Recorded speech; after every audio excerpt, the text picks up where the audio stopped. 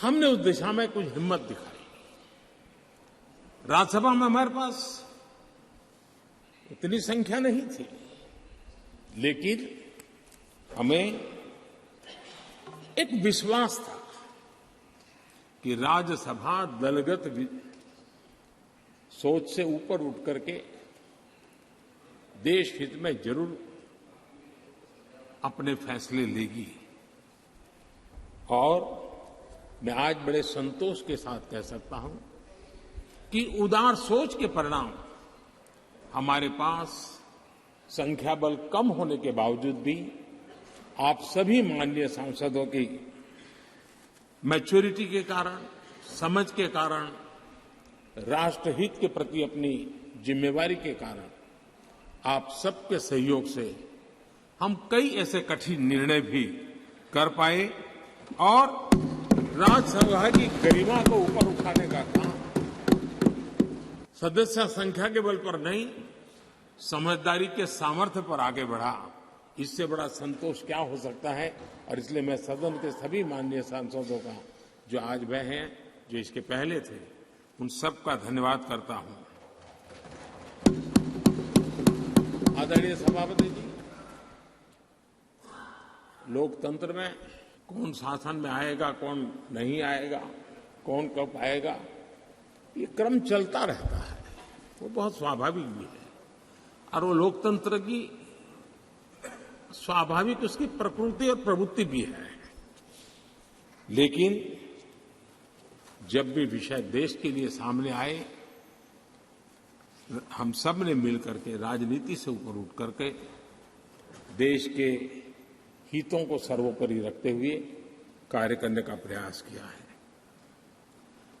आदरणीय सभापति जी, राज्यसभा एक प्रकार से राज्यों का भी प्रतिनिधित्व करती है। एक प्रकार से कोऑपरेटिव फेडरलिज्म, और अब हम जब कॉम्पिटिटिव कोऑपरेटिव फेडरलिज्म पर बल दे रहे हैं, तब हम देख रहे हैं कि अत्यंत सहयोग के साथ अनेक ऐसे मसले रहे हैं, देश आगे बढ़ा है। कोविड का संकट बहुत बड़ा था, दुनिया ने भी परेशानी झेली, हम लोगों ने भी झेली है। लेकिन हमारे फेडरलिज्म की ताकत थी कि केंद्र और राज्यों ने मिलकर के जिससे जो बन पड़ता है, बन कर करके देश की बहुत बड़े संकट से मुक्ति दिलाने का प्रयास किया। और ये हमारे कोऑपरेटिव फेडरलिज्म की ताकत को बल देता है, हमारे फेडरल स्ट्रक्चर को की एक ताकत, उसने अनेक संकटों का सामना किया है। और हमने सिर्फ संकटों के समय नहीं, उत्सव के समय भी दुनिया के सामने भारत की उस ताकत को पेश किया है जिससे दुनिया प्रभावित हुई है। भारत की विविधता, भारत के इतने राजनीतिक दल, भारत में इतने मीडिया हाउसेस, भारत के इतना रहन सहन, बोलियां, ये सारी चीजें G20 समिट में, राज्यों में जो समिट हुई, क्योंकि दिल्ली में तो बहुत देर से आए, लेकिन उसके पहले देश के 60 शहरों में 220 से ज्यादा समिट होना, और हर राज्य ने बढ़ चढ़ करके बड़े उत्साह के साथ विश्व को प्रभावित करें, इस प्रकार से मेहमान नवाजी भी की।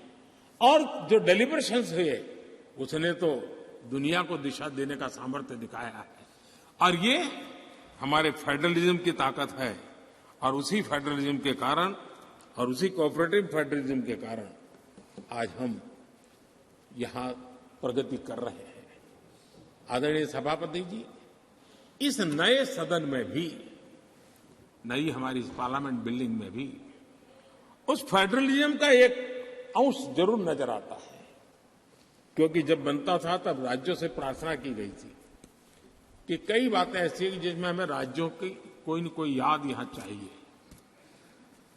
लगना चाहिए कि ये भारत के सभी राज्यों का प्रतिनिधित्व यहां है।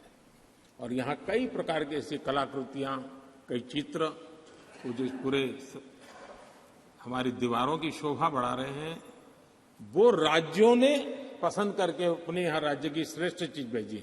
यानी एक प्रकार से यहाँ के वातावरण में भी राज्य भी है, राज्यों की विविधता भी है और फेडरलिज्म की सुगंध भी है। पहले जो टेक्नोलॉजी में बदलाव आते में 50-50 साल लग जाते थे, वो आजकल कुछ हफ्तों में आ जाते हैं। आधुनिकता अनिवार्यता बन गई है और आधुनिकता को मैच करने के लिए हमने अपने आप को भी निरंतर डायनेमिक रूप से आगे बढ़ाना ही पड़ेगा, तब जाकर के उस आधुनिकता के साथ हम कदम से कदम मिलाकर के आगे बढ़ सकते हैं। आदरणीय सभापति जी, पुराने भवन में हमने, जिसको अभी आपने संविधान सदन के रूप में कहा, हमने वहां कभी आजादी का अमृत महोत्सव बड़े आन बान शान के साथ मनाया। 75 साल का हमारी यात्रा की तरफ हमने देखा भी और नई दिशा, नया संकल्प करने का प्रयास भी शुरू किया है। लेकिन मुझे पूरा विश्वास है कि नए संसद भवन में आजादी की जब हम शताब्दी मनाएंगे, वो स्वर्ण शताब्दी विकसित भारत की होगी, डेवलप्ड इंडिया की होगी, मुझे पूरा विश्वास है। पुराने भवन में हम 5वीं अर्थव्यवस्था तक पहुंचे थे। मुझे विश्वास है कि नई संसद भवन में हम दुनिया की टॉप 3 इकोनॉमी में स्थान प्राप्त करेंगे। पुराने संसद भवन में गरीब कल्याण के अनेक इनिशिएटिव हुए, अनेक काम हुए। नए संसद भवन में हम अब 100% सैचुरेशन, जिसका हक है उसको पूरा मिले।